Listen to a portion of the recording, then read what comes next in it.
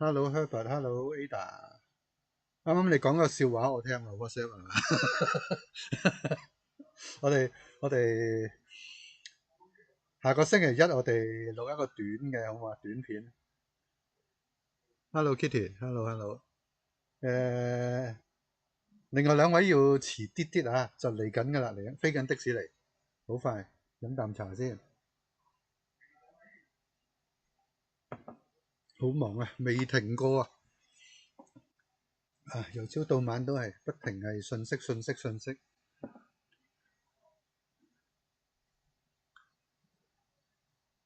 咁就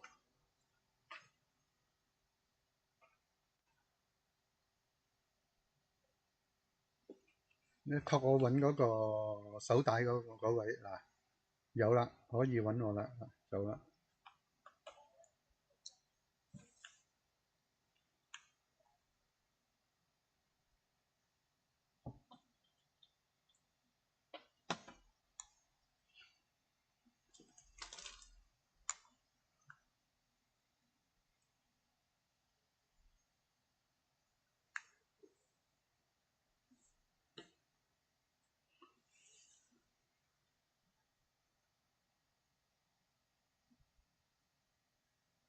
係咪好顛覆你同我嘅認知啊？梗係啦，不過正常嘅喎，佢咁樣啊，冇嘢啊，好正常啊。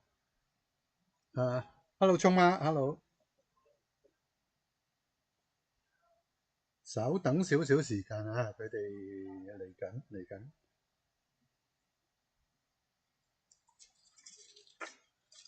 即係嚟緊，我哋又多個節目啦，係咪啊？多一個笑死人唔使本嘅節目都啱嘅，不嬲想搞嘅。以前無啦啦都有一個送咗俾我啦，個頻道係咪嗰個9up24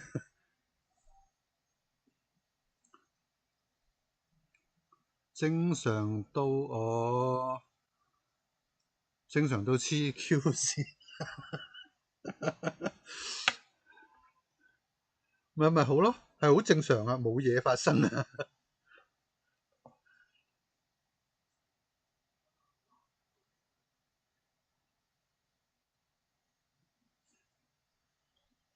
嚟緊下個月可能搬去一個附近嘅啫，搬去一個鋪位度。今日覆咗價錢，我哋再斟酌下先，再睇下點玩。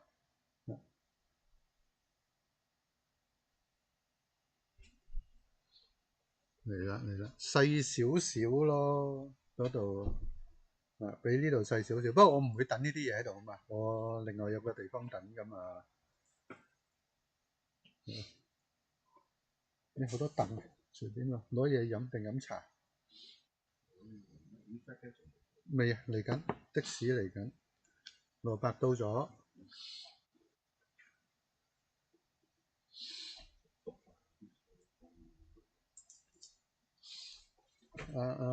Alex 有冇睇我節目啊？Alex 冇啊，今晚先揾你啊。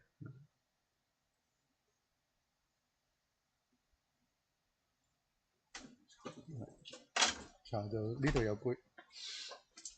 咦，你都索下喎。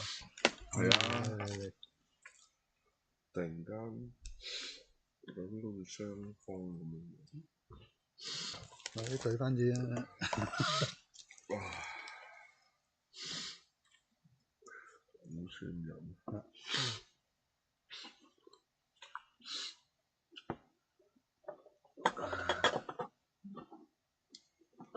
突然間嚟了。開咗㗎啦。等埋阿加菲。咪傾住偈先啦。係啊，傾住偈先啦。有冇人有問題啊？你哋多啲問我哋問題啊！呢個畫面硬係我係要咁先睇到嘅而家。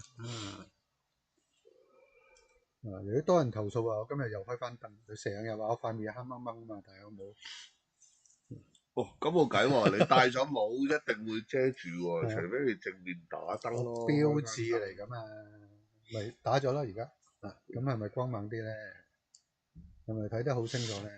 係咁流鼻水啊！一邊定兩邊啊？兩邊啊！兩邊啦，兩邊易搞。唔係我鼻塞啊，跟住飲呢個噴咗嗰啲通鼻嗰啲，跟住個鼻通啊，然後就阻唔到啲鼻水係咁流。拍嘢先。今日有幾個問題嘅。超車黐啊！唔使啊，成支拍咗佢得啦。成支拍咗佢先。咁就有一個我哋講咗先啊。阿 Kim 問嘅，阿 Kim 今日未到嘅，咁慢嘅。清明節拜山嘅時間係咪1個月哦？佢拜山50幾年咁啊，喺新加坡。有啲人咧清明節就前10日拜，有啲啊後10日拜。我哋對於呢個清明節10日嘅即係前後10日拜呢啲有冇咩睇法啊？香港人嘅點樣拜法啊？唔識喎，啲文化習俗嘢。呢啲係習俗嚟㗎啫，其實冇關係㗎，你平時都可以去拜㗎嘛。係啊，我就一定唔正日添啦，香港正日就簡直係受苦啦。好多人仲係因為有啲地方啲車係到唔到㗎嘛。唔係，同埋香港就有好多人正日拜咧，所以其實有更加多嘅人係避開唔會正日拜。係啊，所以我一定冇乜所謂。我一定早㗎，我哋。係啊。好啦，我哋齊人啦。Hello。咁啊，正式講啦。Hello。係。咁啊，係啦，頭先答埋個問題啦。即係冇分嘅，唔會話幾時拜嘅。我知習俗上咧有分新山舊山嘅。新山意思就係3年內，舊山就係超過3年。新山就係3年內嘅話咧就拜早山，舊山咧就拜正日或打後。但係而家現代人為咗就時間咧，提早封山咧，有啲都冇乜所謂啊，都揀提早。哇！你算識得多啊！你講嗰啲嘢我聽都未聽過，真係。所以呢個係有啲直頭新山唔拜得㗎，有啲係。呢啲係廣東習俗唔識。係啊，呢啲廣東習俗嚟嘅，唔仲要唔同嘅唔同村、唔同族群、唔同拜法。我知某部分客家即係淡水嗰啲咧，唔拜，未必拜清明㗎，拜中秋㗎。佢哋中秋拜山㗎。唔識，完全唔識。所以呢個所謂唔關佛教春秋二祭係咪咁樣嚟？係啊，春秋二祭係啊，所以唔關佛教事㗎。係啊，你佛教係應該係中意拜就拜啊，隨時都拜得嘅。隨時都拜得嘅，因為佢如果以孝道嚟講，其實你係幾時都要回向俾佢噶嘛，同埋所有眾生都係你嘅父母嘛。有人挑戰我，佢話挑戰你。佢話我咁係啊咁夠薑，喺下個月搬同埋開新公司。點解唔得？係啦，我而家我試俾你睇，我就做晒2樣嘢。咩啊？日日都有人開公司啊！唔明喎。唔係佢哋話嗰啲咩4月7月唔好搞呢啲嘢啊嘛，唔好旅行啊，乜都唔好啊。有呢啲咁嘅嘢咩嚟㗎？你唔識。嗱，我試俾佢睇咯，就係唔會有事。咁你係咪你唔做呢啲咁？未。即係嗰啲係咪？咁你係咪守孝3年嗰啲人先？係啦。我守財30年啊嘛。唔係啊，即係如果你係講到呢樣又唔做得，嗰樣又唔做得嗰啲啊，你講多個人啊，本身係咪死老豆死老母嗰陣啊，真係守孝3年，唔搞嘢，唔掂女朋友，唔搞老婆，乜都唔做啊。如果真係要守晒就好大鑊㗎啦，因為我知道我其中一邊好似又係啲聽都未聽過，咩叫4月7月唔好開公司？咩啊？佢哋有啲習俗啊，就話如果有呢啲問題，我係咩要咩100日唔准洗頭啊？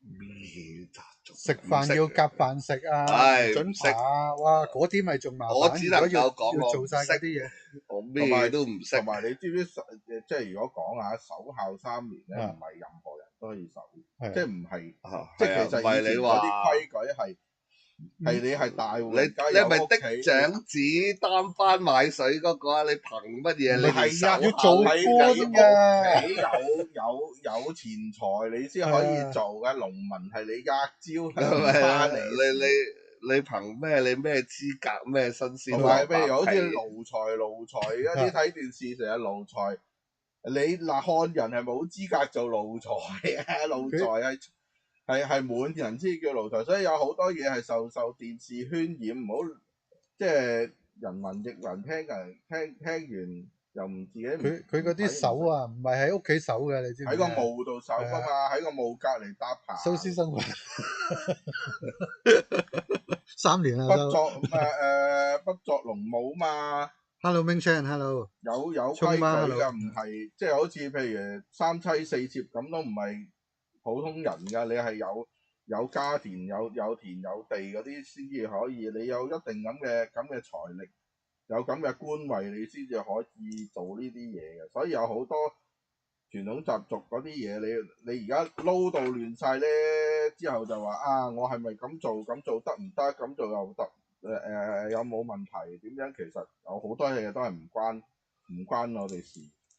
即係譬如好似你又唔係鄉紳，你又冇名譽地位，你憑咩資格跟住啲規矩啊？好多規矩都唔關我哋呢你事。啲冇家產冇地嗰啲叫庶民，冇地位。明唔明啊？啊！即係有好多嘢，即係呢啲關於拜山，即係廣東香港所聽嗰啲習俗，有好多嘢係九唔搭八。唔係你好似嗰啲咩守孝啊咩嗰啲好多規矩，根本人哋係大家族，講緊咩1、2、3、4房的出庶出長子非長子，有好多規矩，真係要跟住個身份嚟做啊！你話守孝啊守孝啊，你乜水啊你？有好多係即係唔識講啊，唔知。不過以前真係好嚴㗎，以前屋企係，但係你食係好有錢嗰啲大戶，咪梗係好嚴啦。我連揸筷子揸得唔正都俾人 fit 到筷子都飛咗9里遠係，㗎。我都係。咁但係你有啲嘢係九唔搭八嘅嘢就算啦，唔好而家走攞翻嚟講。呢啲係餐桌禮儀啫，你話揸筷子揸得唔好啊咩嗰啲，但係有啲嘢其實真係唔 Q 關事。就算習俗嗰個習俗點嚟，係咪即係點嚟點？反而而家係有啲人係調翻轉講，即係中意去問翻呢啲嘢嘅，其實係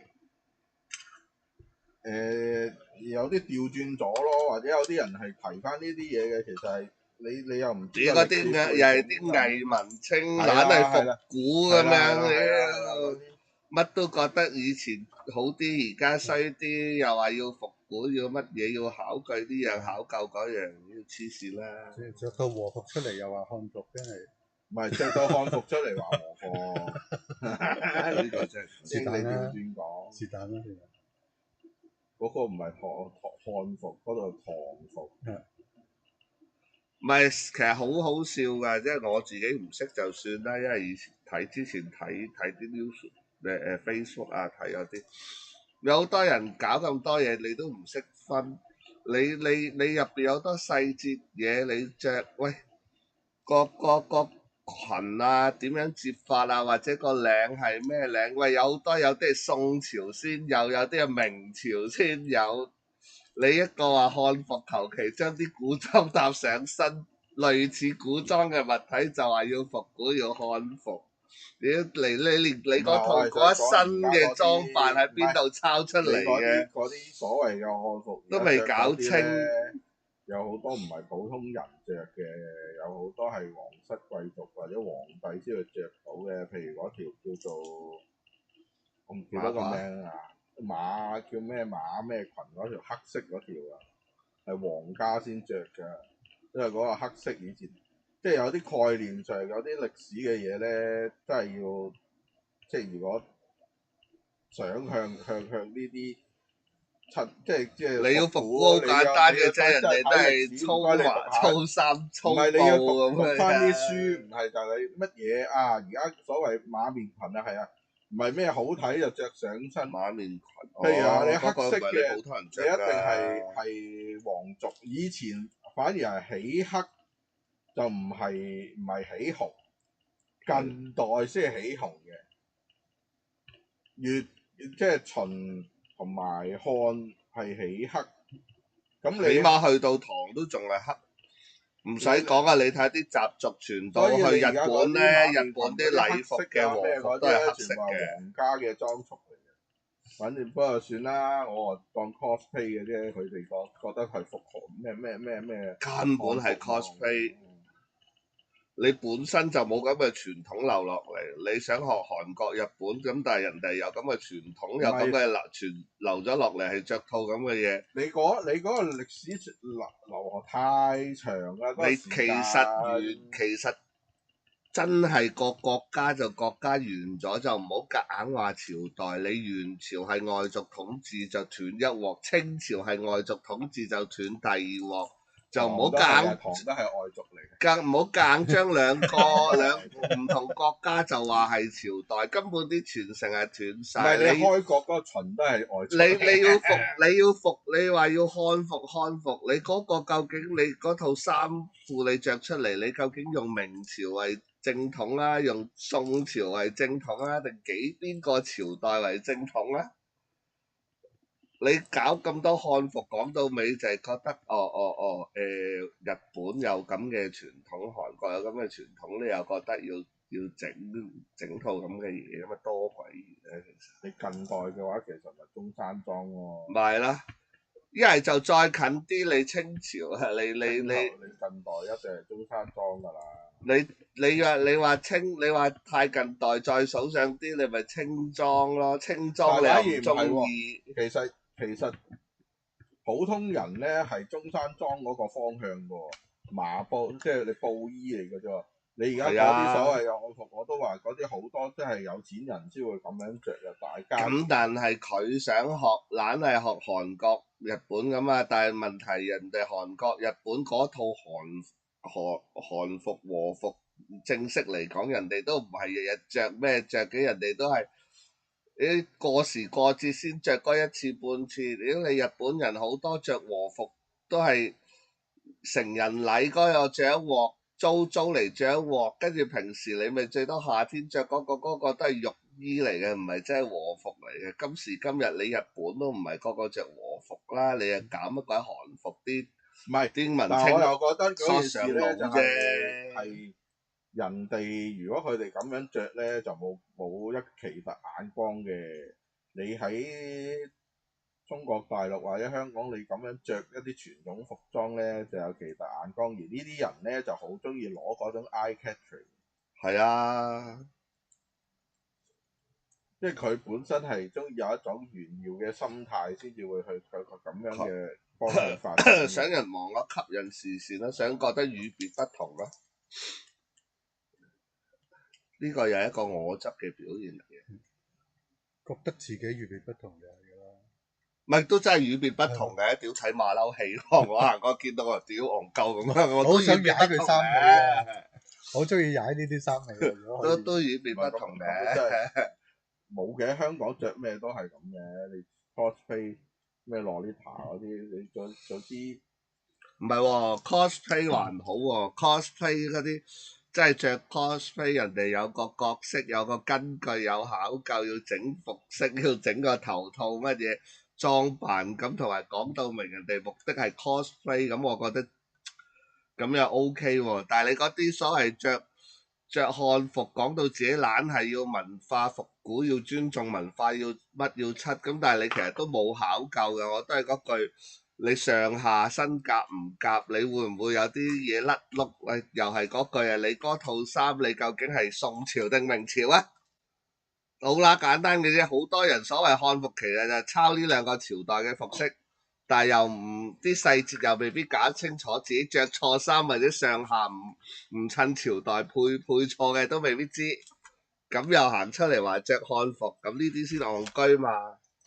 除非你話屌我唔係我 cosplay 嘅啫，呢件衫只不過我扮古代人咁 OK。你話你扮古代人 cosplay，你話你鳩着嘅我覺得冇問題。如果你唔好講話咩復古啊咩傳統文化有啲有路，九唔係搭八，仲衰那個 cosplay 你問我49年之後邊仲有傳統文化 cosplay 都仲有意義過佢。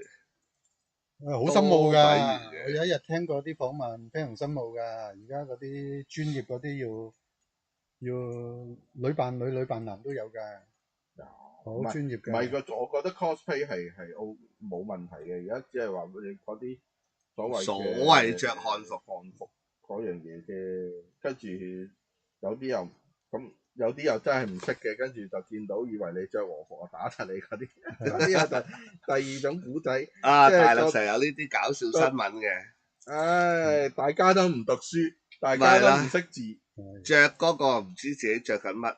都唔緊要啦，你照鳩佢咪算咯，咁佢有佢穿着嘅自由啊嘛。屌你嗰啲戇鳩又走埋話你做咩要着和服，跟住走去打人，呢啲又係仲我唔係，我戇鳩。又覺得佢又係戇居嘅，佢同佢講你和服同埋呢個韓服都係由漢服演變嘅。啊嘛，你要唔記得佢哋係我哋嘅嗰啲叫咩國啊？咩死啦！嗰叫咩附屬國啊？附屬國咯，附庸國咯。你一句又收佢皮啦！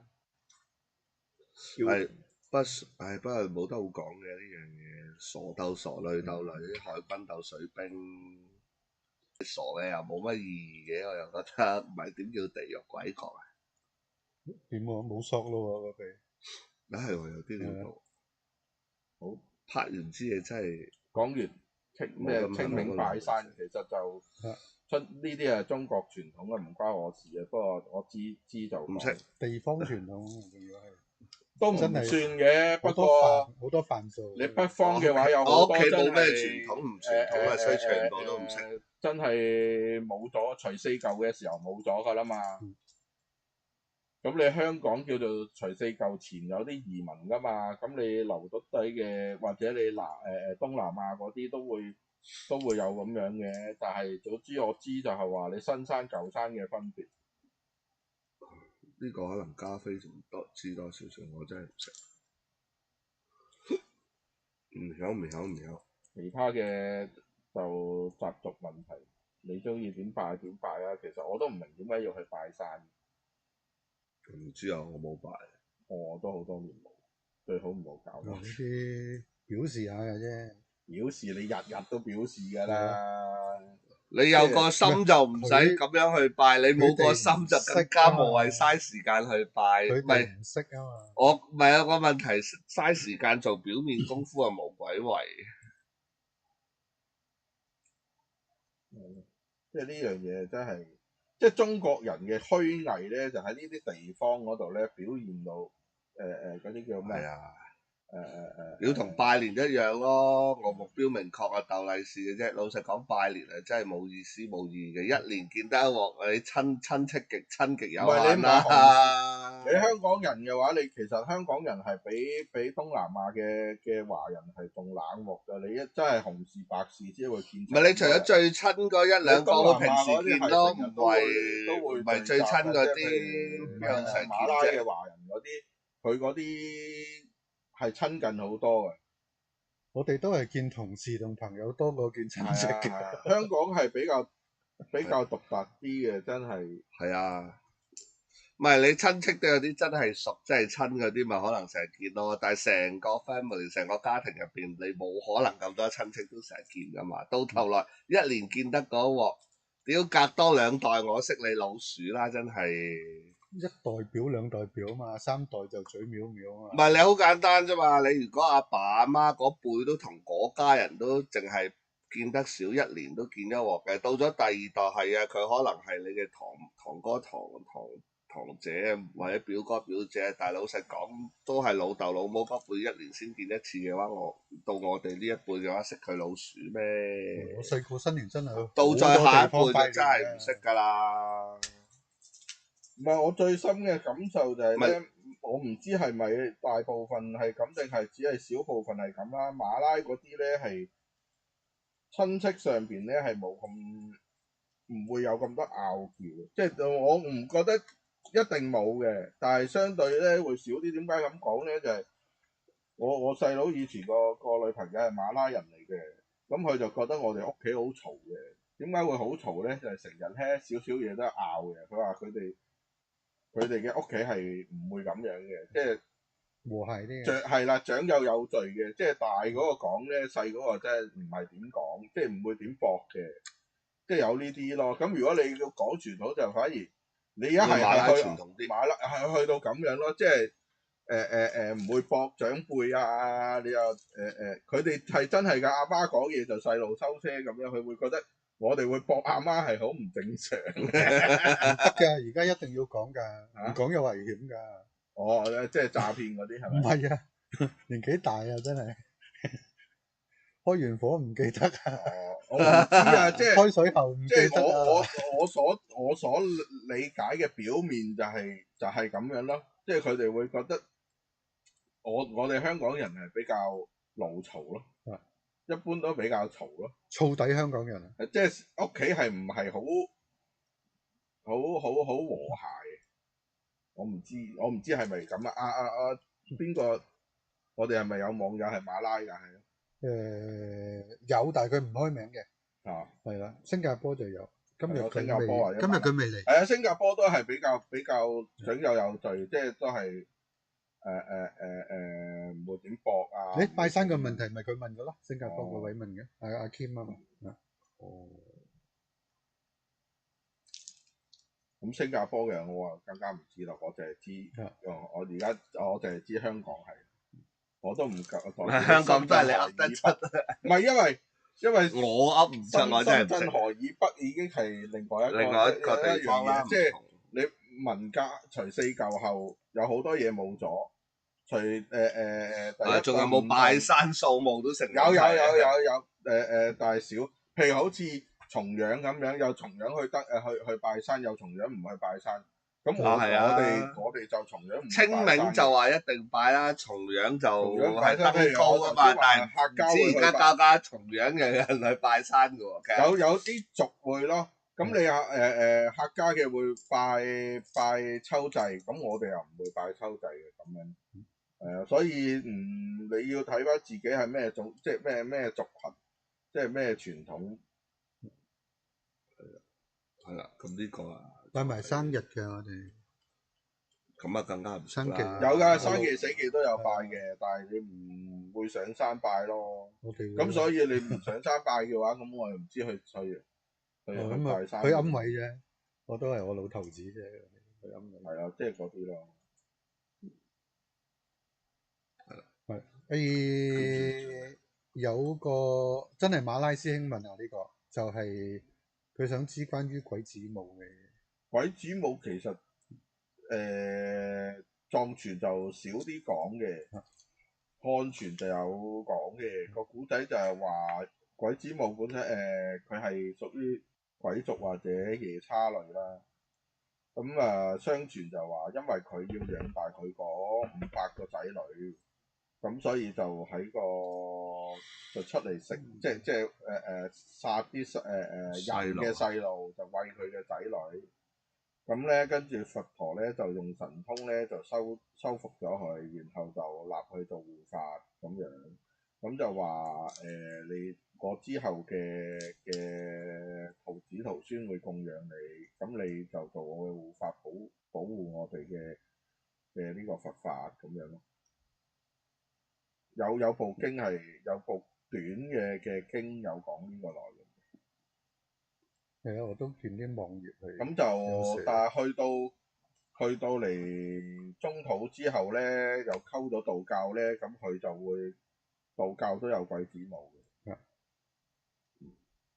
咁佢哋會塑造做一個女人嘅形象，同埋係將佢變做呢個送子啊，即係求呢個生仔啊，都有嘅。咁有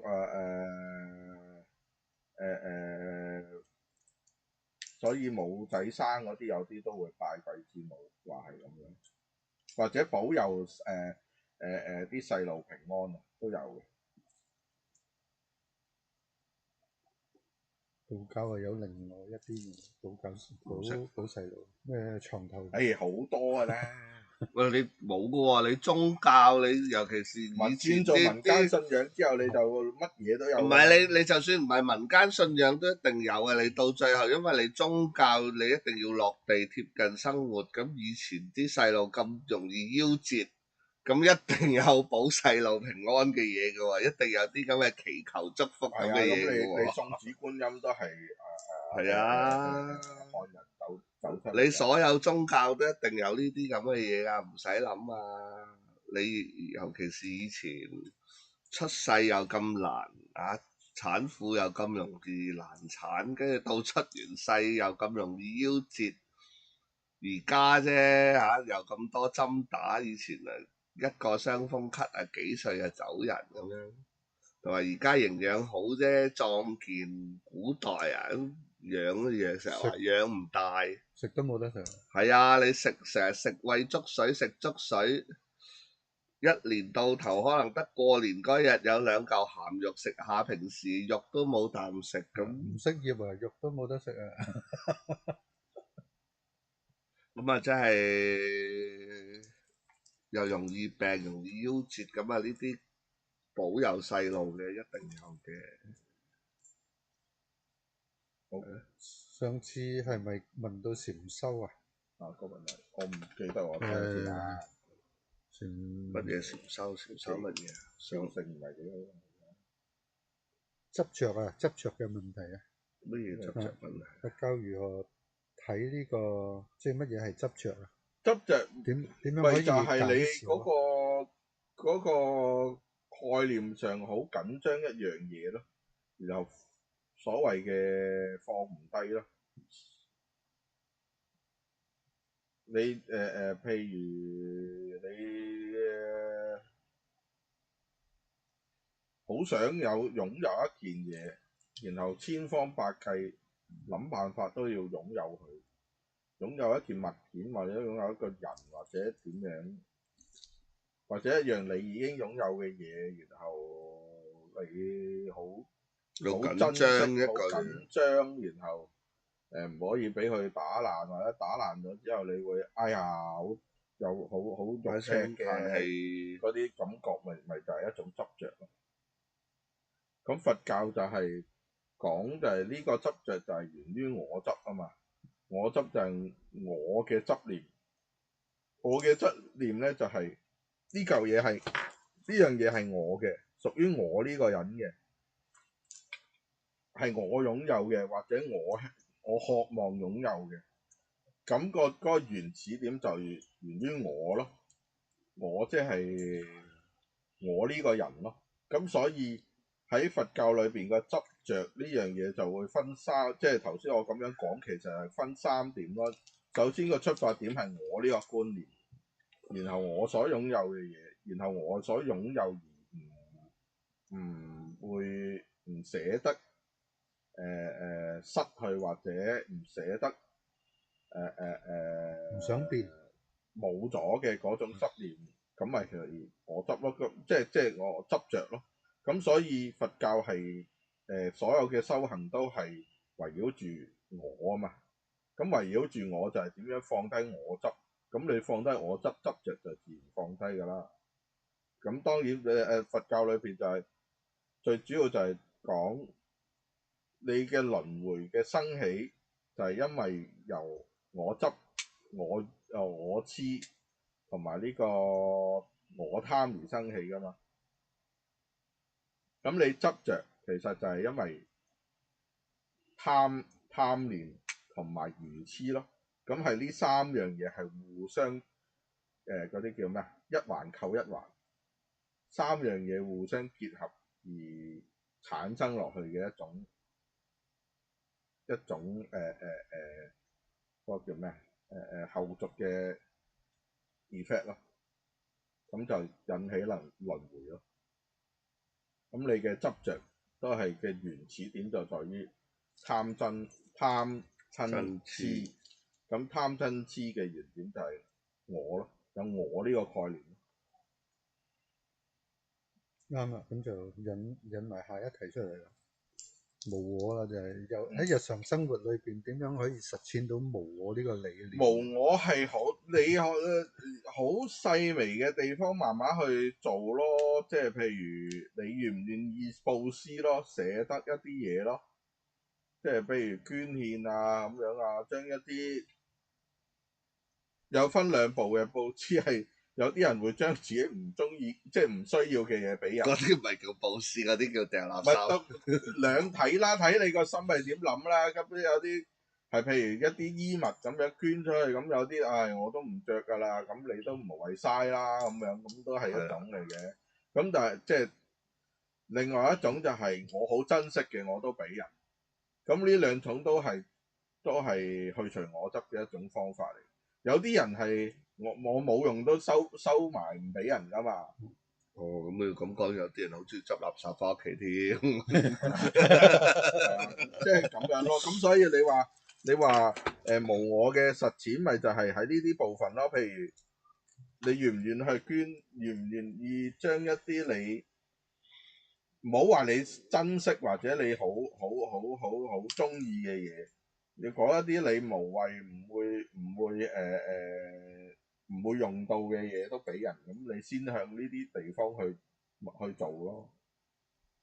一定係由多數佛教講嘅多數大部分都由施捨部分去先做，因為呢個容易做。如果唔係由施捨布施呢個方向去做嘅話呢，就係喺概念上邊去做。概念上邊就屬於禪修嘅部分，就即係你要認知我係點嚟㗎啦？我點解會有我執呢個概念啊？唔係，應該先認知痛苦，痛苦由點嚟？就係由貪嗔痴所嚟啦。咁然後貪嗔痴嘅原點就係我啦。咁我係點嚟㗎？我有冇一個個體啊？有冇一個實體啊？咁呢啲即係由呢啲部分去着點咯。即係譬如我最記得咪禪宗嘅做法咪就係誰在念佛咯。即係其中一個貪話頭就係誰在念佛，咁係咪我喺度念佛？咁我係邊一個？或者係有冇我呢個嘢呢樣嘢存在咯？咁由呢啲去禪修嘅方式去切入，咁就去通過智慧嘅方式去除我執咯。因為去除我執有幾種方法，有好多種方法嘅。通過禪修就係屬於智慧波羅蜜嘅其中一種。呢條嘢彎彎地，但係都衝到嘅，衝到，但係不斷跳出嚟，咁會整壞到。用呢個咁樣咯。所以我執嘅實踐係可以好複雜，可以好簡單。簡單到就係你每日嘅自己嘅心念上邊去咁樣做，即係我去放低，我想放低我嘅我執，咁有呢個念頭先，然後就再通過一啲行動去做咯。而行動就係可能係呢個嗰個咩啊？譬如賣旗由賣旗啊、布施食物啊咁樣咯。捐獻啊，然後禪修啊、打坐啊，各樣嘢，即係明白咗就好易做啦。呢啲其實唔明都可以做嘅，唔關事。但係佢都唔知自己做緊乜，有啲唔知自己做緊乜，咁就要問即係個師修啦。個學生去賣旗，其實係佢老豆老母喺度幫佢㗎嘛。都唔係嘅，都有講。我唔知而家有冇講啦。我哋細個有講咯，公民教育嘅時候有講咯。咁你公益金嗰個廣告都有講㗎嘛？成日都話施比受更有福。係啊，咁所以而家唔講第二件事啦。反正我嗰個年代有咁樣啲廣告係成日講嘅，我哋嗰年代，而家係少咗好多。而家我哋要愛國，最緊要愛國，安全。咁樣啊，點睇啊？緬甸地震震到泰國、馬拉都有，好似話一路落喎。冇得睇喎，點睇？咩叫點睇啊？冇意見喎。嗰條 quick 一路落緊㗎嘛，嗰塊板塊。嗰個佢嗰度4塊我咪舊年睇過有個嗰個叫咩？龍坡在上嗰叫即係老嗰啲叫咩啊？嗰啲專隻叫咩名啊？個梯度叫唔知龍普啊，唔係唔係嗰個有個而家好出名話叫做咩濟公嗰個咧，佢有講話今年可能嚟緊今年曼谷會水浸啊或者咩咁啊，話會遷都啊嘛，咁咯。好勁㗎喎，話浸到2、3樓喎，有人而家係啊，話咁唔知關唔關事咯。嗰個尤其是嗰個女嗰個預言家，好多個都講啊，所以唔知你話點睇，我又冇神通，不過聽係咁講。咁但係緬甸係大鑊㗎啦，唔知啦，咁有啲又話報應啦，咁我唔識講啦，咁但係有啲所以但係咧，你話神奇都神奇㗎喎。你今日有條片㗎喎。譬如好似飛來石嗰啲咧，嗰個廟咧，嗰嚿石咧係真係唔跌㗎喎，但係緬甸有個新嘅大廟咧，成個冧咗㗎喎，4層㗎嘛。係啊，砸晒落嚟啊！咁係咯，你話點睇我唔知喎，各樣都有啦。咁早2年都話緬甸政府去將呢個廟嘅黃金攞晒出嚟嘛，用啊嘛，係咪？咁你話有冇因果報應，我唔識講喎。即係嗰個同埋嗰個咩詐騙員成個冧晒啊嘛，成個 KK 散咗啊嘛，好多度㗎嘛。唔係嗰度變咗旅遊區啦。咪就係好多個都散咗咯，咪話咩？嗰日數過出嚟有20幾30個喎。唔係咁佢一路搬走啫，即係咁講啊。係啊，仲有啲起緊啊，其實。主要資金來源。咁梗係啦，佢哋有份㗎嘛。唔係佢哋有份啊，佢哋營運嘅根本。緬甸啲軍政府都淨係收錢過河濕腳瞌埋眼啫嘛。即係你租咗台啊？唔係啊，立塊地起路起電，駁呢樣嗰樣，然後入邊嗰啲公司啊運作啊，啲職員啊或者捉啲人啊又咁咪發展到咯，嗰啲地區開晒通訊開晒路啦。不過個工廠模式轉咗啫嘛。發條毛咩發？軍政府地方啊真係發條毛啊，嘥氣啦！仲有冇咩問題？有啊，無我講咗咯。講咗啦。講咗。佛教嘅道德觀啊，係佛點樣？教嘅道德觀嗱，首先呢個詞係有奇怪嘅，道德觀呢個3個字係中國人發明嘅，道德個道就係邊個？道家個道，德就係德行。你又唔好蝦我，雖然我讀得書少，我唔係好識字，不過啲道德呢件事咧，其實係唔係佢，但係佢個問題，佢問題想問乜嘢先？想知有冇啲乜嘢標準？5戒10善咯。唔係我先講翻頭先我要講嗰樣嘢，就係道德呢件事咧，就係由呢個周文皇后呢個武帝再建立呢啲傳統所謂嘅嗰啲叫咩啊？禮儀啊，周公所定嘅嗰啲禮法啊、禮節啊呢啲嘢一路演變出嚟嘅，其實就係呢個華夏民族嘅一種對自己嘅子民嘅一種個禮儀禮法嗰啲傳統係嘅維護，其實要維係社會運作，其實就嘅一啲規管嘅一啲條例，譬如孝道啊、三妻四妾啊，呢啲都有啲係用嚟維護呢個家族啊嗰啲個皇室啊各樣嘢而訂立出嚟嘅。因為你個國家係由部落發展出嚟噶嘛，部落就係每個由細家庭組成大家庭，再由咁多大家庭組成村落部落，再由唔同部落組成一個國家。咁禮法梗一定係由呢啲所謂禮法，就係訂立上下關係同埋訂立家庭入邊嘅啲橫向關係去分好次序啦。你所有禮法，所有嗰啲嘢講到尾就係為咗個社會運作咯。所以頭先講譬如點樣拜山嗰啲都屬於禮裏邊嘅一部分。所以係咧，啊，中國嗰個皇室系統會裏邊會有維一個護長輩權威啊嘛，有一個部門咁多嘢嘅禮其實部就係咁解啊。咩禮部尚書乜嘢嗰啲就係點樣去管理嗰個皇室嘅所有禮節。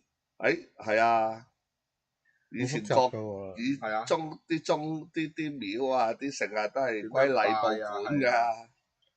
點知啊？你分俾結婚啊，啲後宮啊，佢邊一級啊，有幾多嘢食都全部有晒。唔係啊，你連民間邊個廟邊個宗教嗰啲，全部到頭來都係歸禮部管啊，嘅。其實就即係嗰個叫咩咧？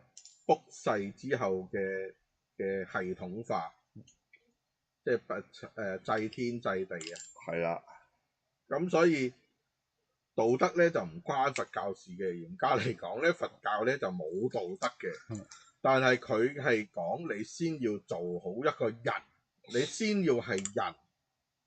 你連人都唔係咧，你就學唔到法嘅。咁所以如果你話道德觀，即係或者現代意義，唔好講個道德個字源本身。如果你想講現代意義，咪做好事咯，唔好做壞事咯，十善行咯，係啊，呢個係最基本㗎啦。就唔好五戒我都唔講住啦，你起碼十善先啦。所以喺佛教裏邊就主要就係、譬如密彭寧波車有部經係專門淨係講點做人嘅啫，唔係講佛法嘅，因為你連人嘅最基礎你都未搞掂，待人處事都做唔好嘅話，你係冇辦法，你唔係一個法器啊，即係唔係一個根器可以修行。係啊，就係咁。最近所以點解我特登強調話道德唔關佛教事咧？就係、其實有啲細節上面咧，所謂道德，而家現代人啊，我括住係現代人嘅所謂嘅道德標準咧，同佛教嘅概念上得同唔得咧，有部分係有衝突。點解咁講咧？譬如佛教上咧，因為歷史原因咧，譬如好似印度教嘅寡婦咧，係會被驅趕嘅，佢會自己組立一個寡婦村啊咁樣嘅。咁你啲正常嘅人咧係唔可以同佢哋來往嘅，認為佢哋係有晦氣嘅。咁而喺呢個中國人嘅傳統社會上咧，個概念係一樣嘅，都係唔中意呢樣嘢嘅，都係唔中意寡婦。一係咧就係一定係黑死老公。係啦，一係咧就係話佢命唔好。你好勤力啊！你個仔升官進帳之後咧，就追封你就話係啦，貞節牌坊係啦，嗰啲因為就你唔好改嫁，你又唔好乜嘢，跟住就話你貞節守節咁貞節牌坊。咁所以咧呢個禮教上嘅嘢咧，同佛教嘅概念係有唔同嘅。點解話唔同咧？就係佛教咧，反而佛陀係有講咧，佢哋有需要你係應該要去幫助，因為佢都係人，係啦。只要係人有需要就要幫。呢個身即份上係同某部分，即即係同戒律上，雖然話和尚唔可以同女人聚居，但係咧喺呢啲地方咧，通常附近都有佛廟嘅，而佢哋咧都會係有一種社區，營造一個社區關係，而去即係互相幫助嘅。咁呢樣嘢咧，就喺禮節上咧，所謂嘅道德禮節上咧，就係有衝突嘅。係啦，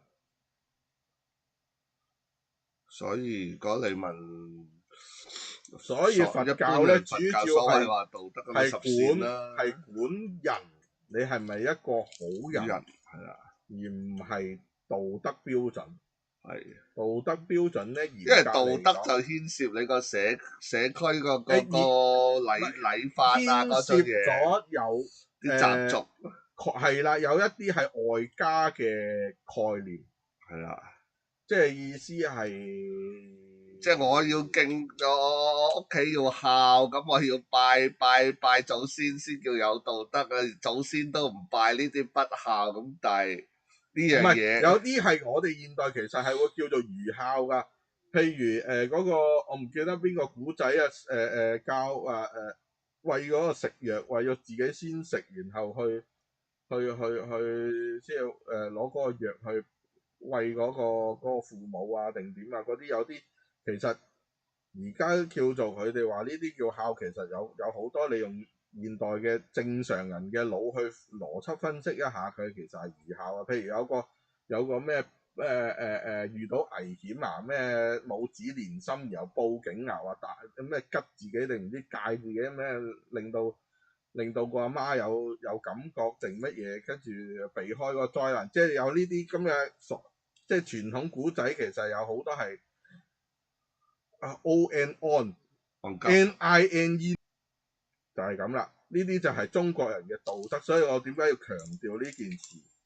咩叫唔關道德，唔關佛教事？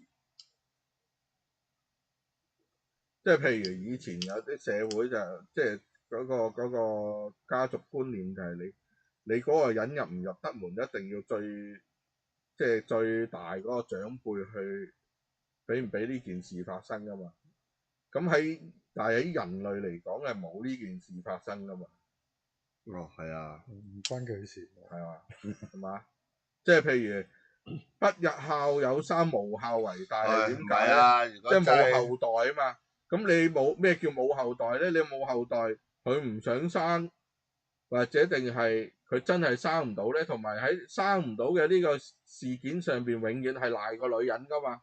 喺個係咁噶嘛？但係你現代科學就證明咗，男人或女人都有機會噶嘛，唔係單方面噶嘛。咁呢啲咪就係所謂中國人嘅道德思想嘅腐敗咯。咁唔止，如果要咁樣要咁計要咁講咧，其實如果真係跟道德嘅話，咁好多人真係收皮㗎啦。三妻四妾乃係閒事常事，你有負責養得起搞得掂，你就去三妻四妾。咁而家一夫一妻都唔係傳統道德入邊嘅嘢嚟嘅。唔係咁你好似佛教嘅話係你有仔有女，冇仔冇女係你嘅緣分，你嘅功德業力，即係過往生你自己嘅家族嘅唔係家族啊，你自己個人本身嘅。中國人好興講陰德啊，即係為下代積陰德。其實喺佛教嘅因果論裏邊係冇下代咩冇咩後代，係你個人本身自己嘅業力，即係業力。咁你同嗰個你有冇下一代嘅業力？下一代嘅業力係你有冇因緣相關嚟㗎？咁所以你冇得賴話咩你自己唔生得，或者你老婆唔生得啊？就算真係你老婆因為身體問題有病唔生得，都係咁點解佢會咁樣？即點解你會娶到佢娶着佢咧？即係你冇後代係個結果，但係追翻上去個姻緣點都係你自己本身嘅姻緣業力嚟嘅。你如果個姻緣業力係會有後代嘅話，你話你老婆有病，你根本唔會娶到個咁嘅老婆。你話你自己有病，屌！如果你個業力係會有後代，你本身就唔會有病。所以你話呢啲咩冇仔生啊咩嘢，點解會咁啊？咁咪就係你自己嘅問題。一講到尾就係你自己問題啦。所以如果套落去你話道德呢件事係有好多嘢係唔拉搭㗎，九唔搭八㗎，係同佛教嘅概念就係咁啊。所以你話佛教主要係教點樣做一個好人，做一個正常人，用邏輯做事嘅正常人。佛教都好強調邏輯，其實佛教係非常強調邏輯。係佛陀講嘅冇邏輯就唔係佛教。係。講完就係咁。Hello，滄海一粟英。Hello。咁跟住咧，問多題。可以㗎。下一題佢話學咗佛之後，點樣去看待其他人，例如朋友啊、同事啊、家人啊嗰啲關係？睇你係咩意思啊？點解要看待咩關係啊？你想點看待？我諗佢搞錯咗，佢唔係講話歸依啊，佢係講出家。咩啊？出家定歸依啊？歸依其其實冇關係㗎，出家同歸依都係你應該調轉講。如果我哋嘅概念嘅話，反而係所有嘅人，無論係現在你嘅家人定非現在，即係現在同你有血緣關係嘅家人，定係一個陌生人，你個概念應該都係一樣。係啊，你冇咩點看待唔看待？喂，係你屋企人就你屋企人，係你阿爸就你阿爸，你阿媽就你阿媽，你唔會歸依咗佢就變成唔係你阿爸，或者你唔會話因為你出家佢就變成唔係你屋企人噶嘛？你出家只不過係叫做離開，唔係住喺屋企，係喺廟入邊專心修行。咁離出家意思離開家，你要記住喎。而家出家離開家就可能就咁話剃光個頭出家受出家戒。以前點解要話出家就係因為喂你以前係要農務要生產，所有嘢你要做，你出家你專心修行出家。就呢啲嘢叫做唔使你做咁解啫喎，咁唔代表話我出咗家就喂你唔好睇咁多小説電視渲染啊，話咩斬斷塵緣都發你個神經啊！你出咗家，你老豆老母都係你老豆老母嚟嘅。唔係啊，大佬反而其實出家係更加係要報父母恩係啊，所以嗰個父母恩係唔係你血緣嘅父母恩，係眾生嘅父母恩啊嘛，所以。同埋即係呢個唔分南傳，唔分呢個大城小城添。你好似泰國咁樣，你話你嘅功德最大就係要出家，同埋將呢個功德俾你嘅父母。同埋先唔講話先褪一步啊，就唔講話眾生都係你父母，先講真係你嘅生身父母啦。你生你嘅阿爸阿媽，點解話出家報父母恩就係？正所謂一人得道雞犬升天，話你出家專心修行，你除咗可以功德回向俾你父母，因為你父母未必修行，未必歸依嘅，咁佢下一世係點，其實就好靠你而家你修行回向俾佢嘅。一個唔該你有所成就嚇，咁你得解脱，你有成就就你可以甚至可以你親自去救度你嘅父母，你嘅屋企人啊嘛，咁所以點解話修行話出家係報父母恩嘅咁樣樣唔係，但係咧，我而家又唔係好中意一種概念啊，尤其是台灣定嗰啲咩講出嚟，就係啲原生家庭，永遠成日喺度講，不斷講話我嘅原生家庭點，我嘅原生家庭有問題，或者令到我而家今日咁。香港個風氣唔係咁，即係都有嘅，但係冇台灣咁盛行。但係呢個問題係好有問題，因為你唔係石頭爆出嚟嘅，所以任何人都必定有原生家庭。咁所以喺佛教嘅概念上面，你嘅原生家庭必定係你過往生嘅因緣業力而產生。啊、所以喺藏傳裏邊有個諺語就係話咩狗食父母骨啊，即係你係個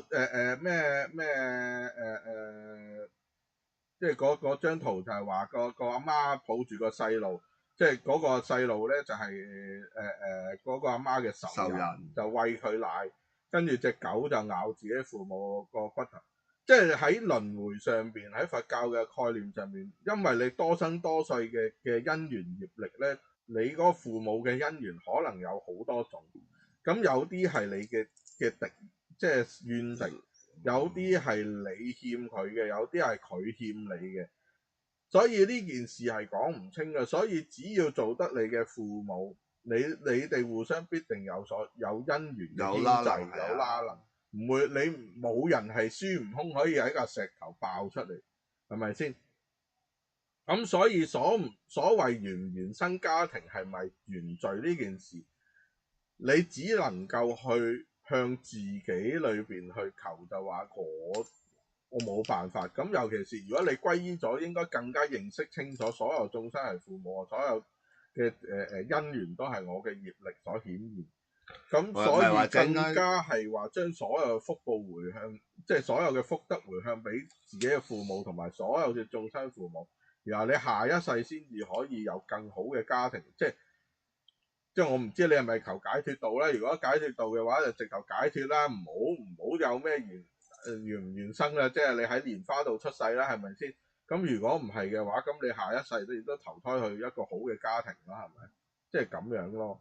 咁所以有好多喺度講話啊，我嘅原生家庭令到我概念有問題，令到我點。老實講，即係我都作為一個父母，就係所有嘅父母都係第一次做父母，冇所以父母會撲街都好正常嘅。係啊，即係大家都有第一次，係咪啊？不過父母嘅呢個所謂第一次係難搞啲咁解啫，係咪啊？冇人係有經驗做父母。唔係，或者應該咁講啦。如果係學佛或者歸依咗佛教，咁知道有業力有因果咧，就應該係知道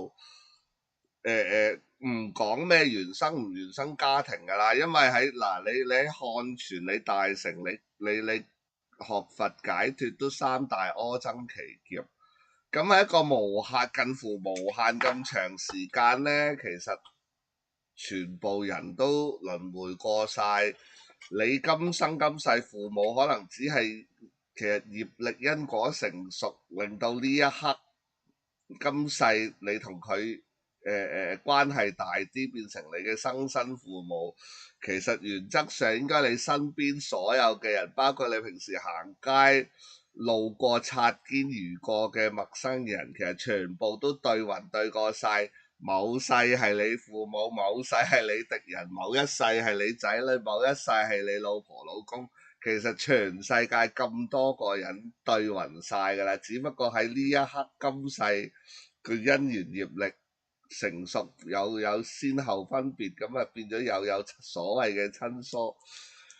咪所同埋我想講就話，當然有啲嗰啲唔係人，唔係應該話有啲撲街唔係人嚟嘅，即係譬如即係打細路啊，整到死啊咁。但係真係冇辦法，呢個我哋唔可以喺呢一方面，你只能夠相信輪迴因果。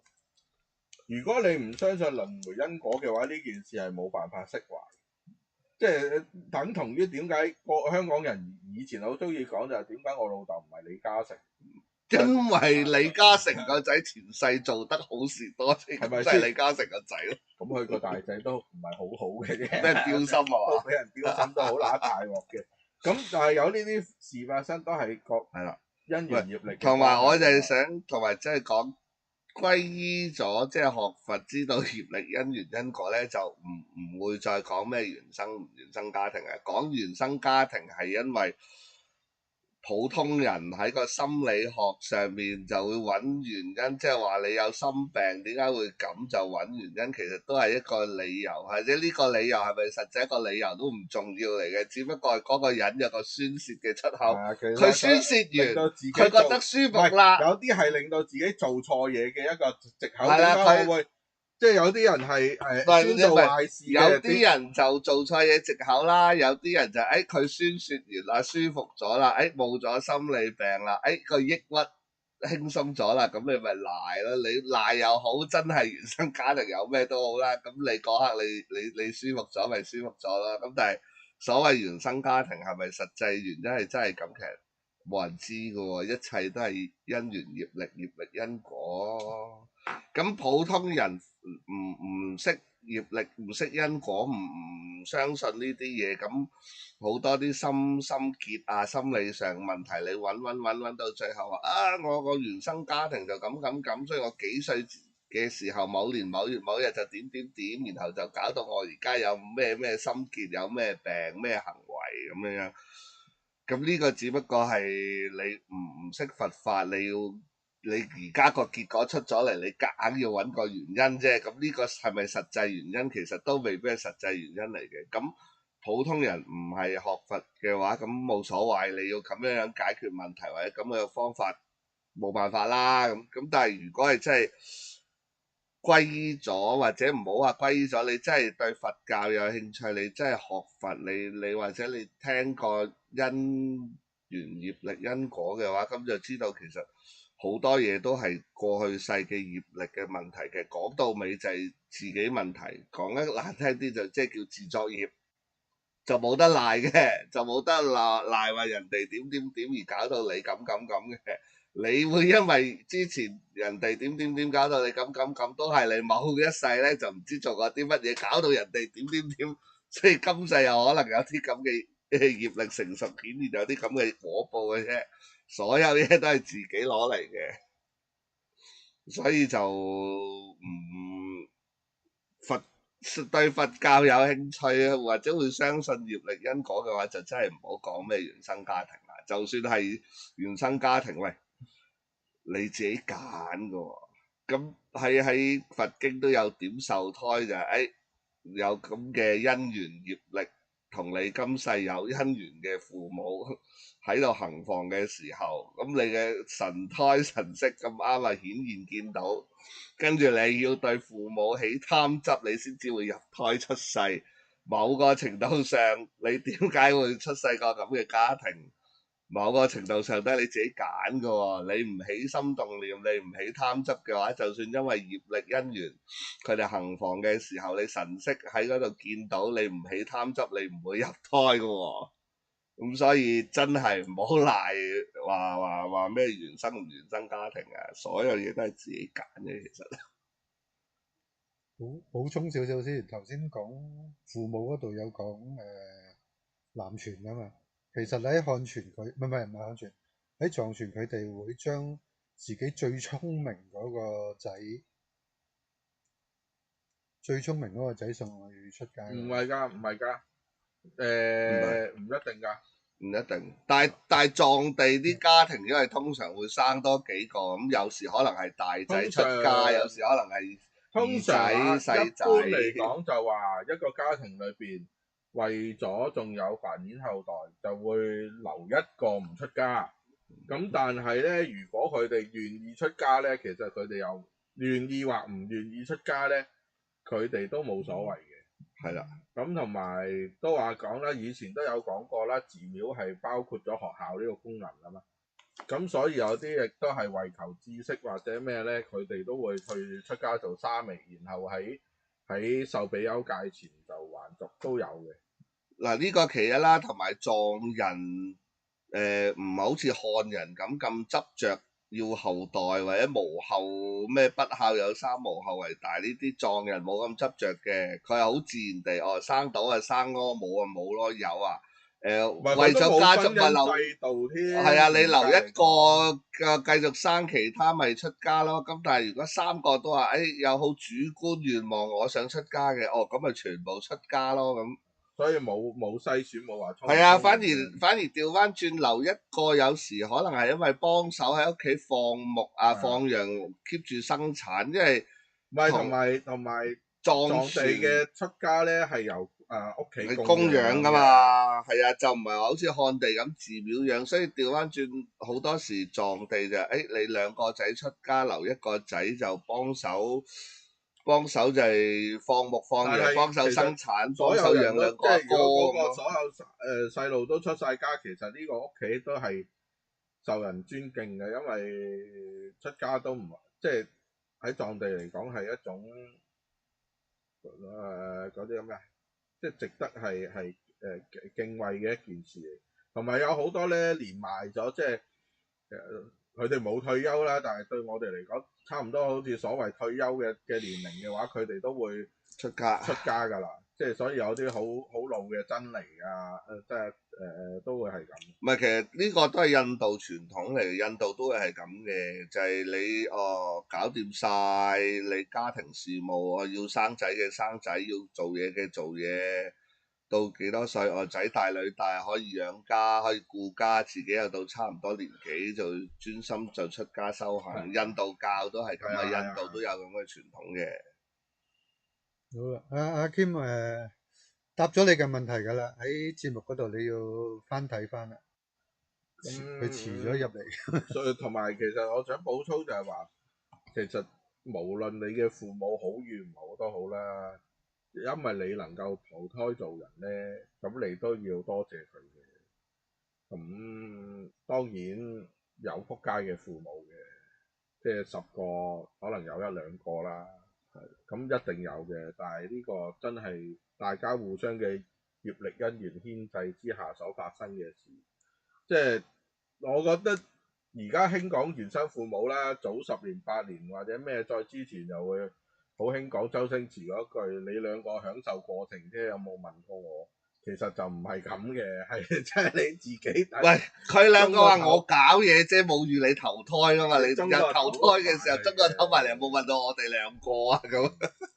咁當然，咁你又可以孖叉佢就話點解唔笠雨褸啦？咁但係呢啲真係唔係咁樣講嘅，因為點解咁講咧？就係、如果你身邊朋友多或者咩，你有去觀察咧，就係、其實有啲人好奇怪嘅。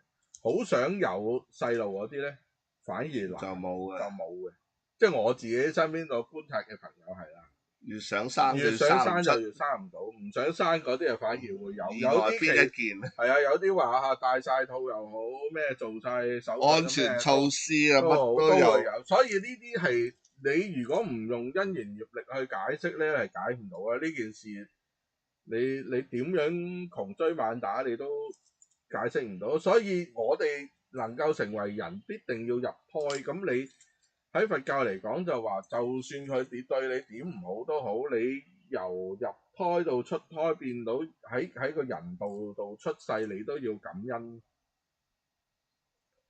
哦，係啊，因為同埋雖然六道能人有六道能人有6個道嘅佛陀去救度眾生，咁雖然話你每一個道都有機會所謂嘅聽聞佛法，但係原則上最容易成就、最容易解脫，同埋真係要學佛學法做人道，你有機會出世人，都要轉做人啦。其實係你有機會係啊，你有機會出世做人，嗰個 percent 係基本上就話你99%要係人㗎啦。你係有1% 唔係人之，即係好難得。好難係你唔係人道又有機會學法又有機會解脫，真係好難仲難過人。你基本上真係要人道先有機會學法求解脫。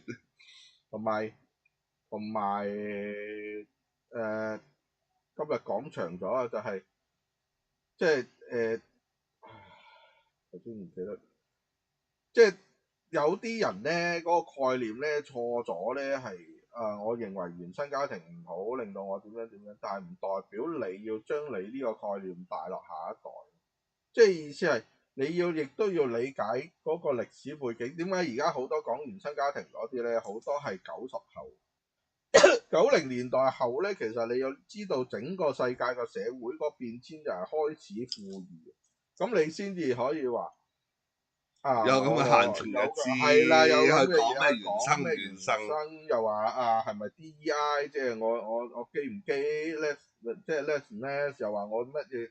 你要知道喺呢個90年代或之前，其實個世界都唔係咁穩定嘅，即係其實80年代叫做開始好少少咧，但係香港社會或者你台灣都唔係一個好好嘅所謂話都唔係好好，咁所以有好多嘢係佢哋受限制，即係你如果你要講話原生家庭要攤開晒出嚟講啊，即係我都係講一句啦，我相信有仆街嘅父母嘅，即係如果真係好仆街，就對唔住，唔好你唔好彩啦。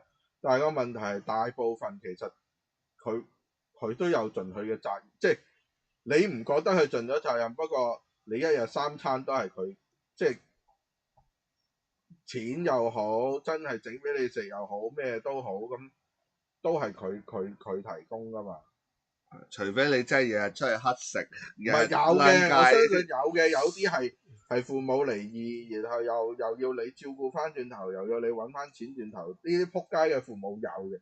但係我就話你撇除呢啲咧，其實大部分人大部分所謂賴咩原唔原生家庭咧，多數係90後。如果係環境係相對已經比較好啲，你先至會講呢啲嘢。所以抑鬱嘅人咧，都係90後比較多。真係唔好賴落去嘅，賴落去會遺傳嘅。冇咁啊，唔係同埋我講嗰樣嘢，你嘅父母咁對你，你唔一定，你將來你組織家庭嘅時候，你唔一定，你即係你唔好將呢件事帶落去咯。好啦，今日就咁多啦。今日就係咁多啦，難得今日講多咗咁多。好，拜拜。下個星期見，下個禮拜拜，拜再見，拜拜。拜拜。